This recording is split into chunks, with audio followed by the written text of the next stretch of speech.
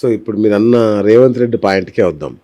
ఆయనకి ఇప్పుడు ఈ ఆగస్టులో పదవీ గండం ఉందని చాలామంది జ్యోతిష్యులు చెప్తున్నారు. ఆయన ఇప్పుడు చాలా సంక్షోభంలో ఉంటుంది ప్రభుత్వం, ఒక రకంగా పదవీ గండం కూడా ఉంది అన్నట్టుగా చెప్తున్నారు. మీరేమంటారు? నేను చెప్పాను కదండి, నేను లాస్ట్ జూలై ఆగస్టు సెప్టెంబర్లో ఒకటి అంటే రాజు ఎప్పుడైనా కూడా ఉగాది ఏ రోజైతే వస్తుందో ఆ రోజు వారానికి అధిపతి రాజు అవుతాడు. ఎప్పుడైతే మనకి కుజుడు కానీ శని కానీ రవి కానీ రాజు అయినప్పుడు ఇలా సీఎంలు మారడం పిఎంలు మారడం అనేది కూడా మనం గత ఇంటర్వ్యూలో చేశాం. అండ్ ఫస్ట్ ఆస్ట్రాలజర్ నేను అసలు ఆధారితంగా చెప్పుకుంటూ వచ్చాను. ఆ సంవత్సరం గ్రహణాలు వస్తాయి, ఆ సంవత్సరం ఇలా జరుగుతుంటుంది, అలా సీఎంలు పిఎంలు మారారండి అని కూడా నేను మీకు చెప్పాను కదా. చాలా ఆధారితంగానే చెప్పాను, రీసెర్చ్ ఓరియంటెడ్గా చెప్పాను, బ్లైండ్గా చెప్పలేదు. అయితే ఎప్పుడు కూడా అలా జరిగినప్పుడు ఖచ్చితంగా అవకాశం ఉంటుంది. ఎప్పుడు శని కుజులు కలిసినా కూడా ఎప్పుడైనా సరే గుర్తుపెట్టుకోండి, శని కుజులు కలిసినప్పుడు కానీ శని దృష్టి కుజుడి మీద పడ్డప్పుడు కానీ కుజ దృష్టి శని మీద పడ్డప్పుడు కానీ ఆటోమేటిక్గా ఆ రాజు యొక్క స్థానం ఒక్కసారిగా కదిలినట్టయితే.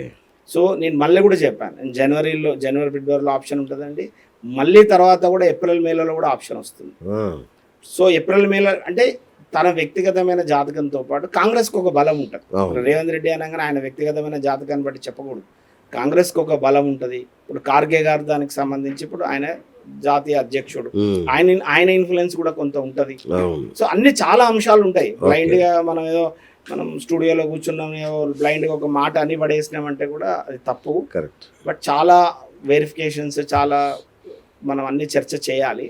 సో ఇప్పుడున్న దాని ప్రైజ్ మాత్రం 100% అవకాశం ఉంది, ఎందుకంటే నేను గతంలో కూడా చెప్పాను. సో ఒక చిన్నపాటి జలక్ అనేది ఏప్రిల్ మేలో తగులుతుంది. దాని తర్వాత వారి వ్యక్తిగతమైన జాతకం ఎలా ఉంటుంది అనేది చూసుకోవాలి ఒకటి. రెండోది నేను చెప్పాను, రేవంత్ రెడ్డి గారికి స్పష్టమైన date of birth, time of birth లేదు. ఆయన వ్యవహారనామం ప్రకారంగా రేవంత్ అనే దాని ప్రకారమే చెప్పాల్సి వస్తుంది. సో ఇక్కడ ఏమని అంటున్నా నేను, జూన్ 2 నుంచి ఈ గురుబలం లగ్నంలోకి వస్తున్నాడు, అమాంతంగా ఆటోమేటిక్గా ఈ బీఆర్ఎస్ కొంచెం పుంజుకుంటుందని ఒకటి చెప్తున్నాను కదా, ఆ ఎఫెక్ట్ అయితే ఉంటుంది.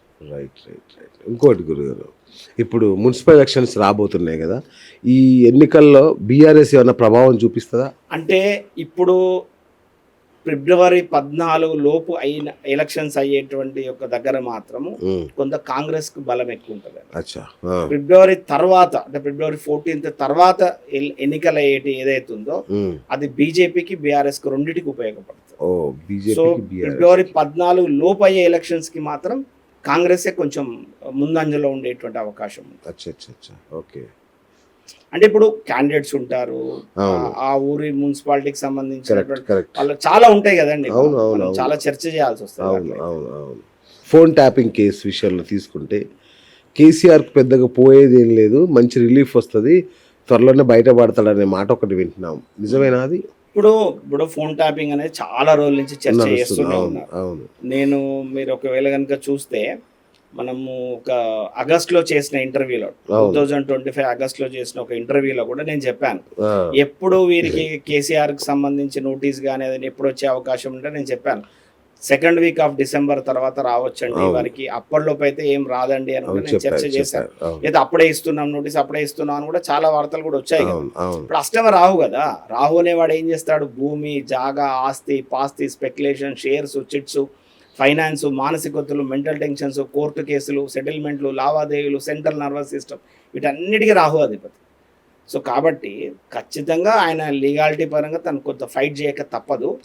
అక్టోబర్ తర్వాత మాత్రం ఏ కేసులు గీసులు ఏవి ఇక రావండి ఇక ఆయన కేసీఆర్ అక్కడి వరకు లాస్ట్కి ఏం కొట్లాడినా ఈ అక్టోబర్ వరకు.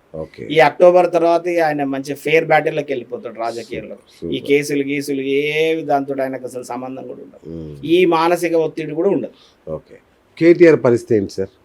ఇప్పుడు కేటీఆర్ గారిది అంటే నాకు 2 రకాల టైమింగ్స్ ఉంది, డేట్ కరెక్ట్ అయి ఉంది, బట్ టైమింగ్స్ మాత్రం కొంచెం వేరియేషన్స్ ఉంది. బట్ ఆ రెండింటిని అనాలిసిస్ చేసుకొని అప్పుడు ఆయన పుట్టినటువంటి ఒక గ్రహ సంబంధించినటువంటి చూసుకుంటే ఏమవుతుందంటే, వారి జాతకంలో శుక్రుడు ఒకడు, తర్వాత కుజుడు ఒకడు, రాహు ఒకడు, ఈ 3 గ్రహాలు బలహీనంగా ఉంటాయని.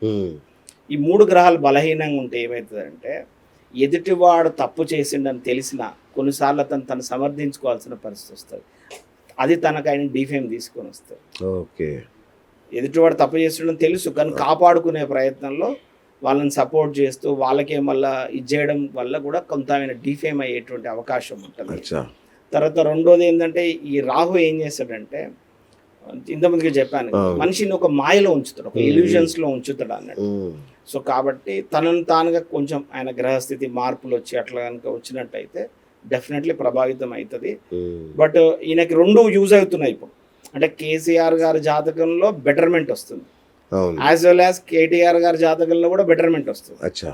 ఇంకో అద్భుతమైన విషయం ఏంటంటే హరీష్ రావు గారి జాతకంలో బెటర్మెంట్.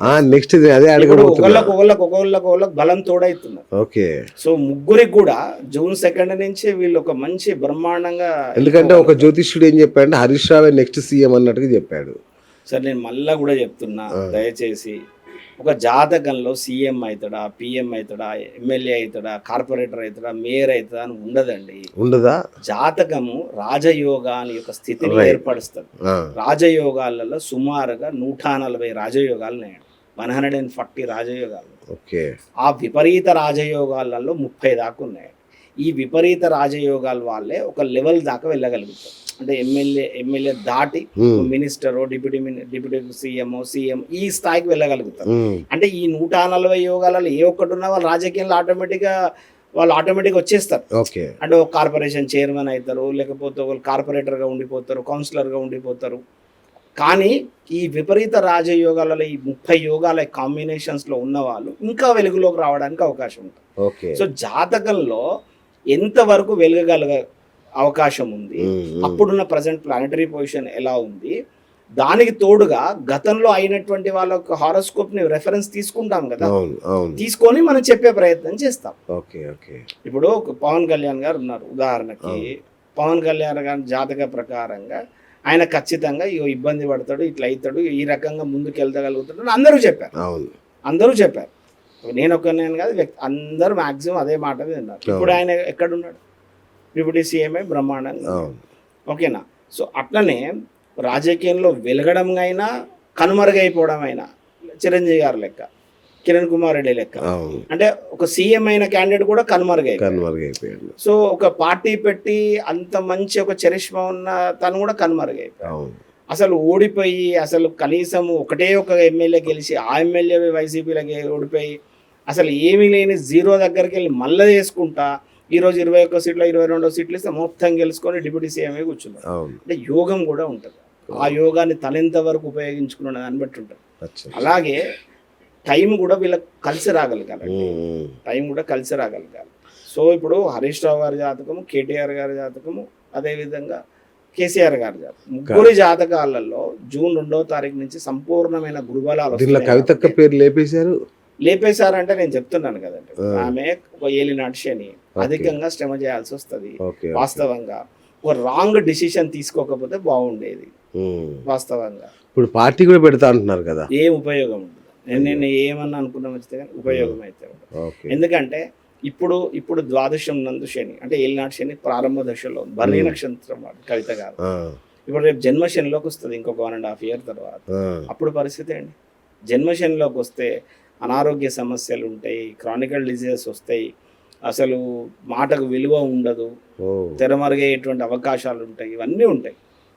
దానికంటే బెటర్ ఏంటంటే సపరేట్ కూకొని రేపు June 2వ తారీఖు తర్వాత పార్టీ మళ్ళీ ఒక రేస్ పొజిషన్లోకి వచ్చినప్పుడు కొంచెం కాంప్రమైజ్ అయ్యి సపరేట్గా పోయి ఉంటే ఆయనది ఇంకో 2 ఏళ్ళకి అందరు మర్చిపోయినా కన్నా మళ్ళీ వెలగడానికి అవకాశం ఉంటుంది. వాస్తవం చెప్తాను అంటే దీన్ని నేను జ్యోతిష్యంగా లౌకికంగా 2 రకాలు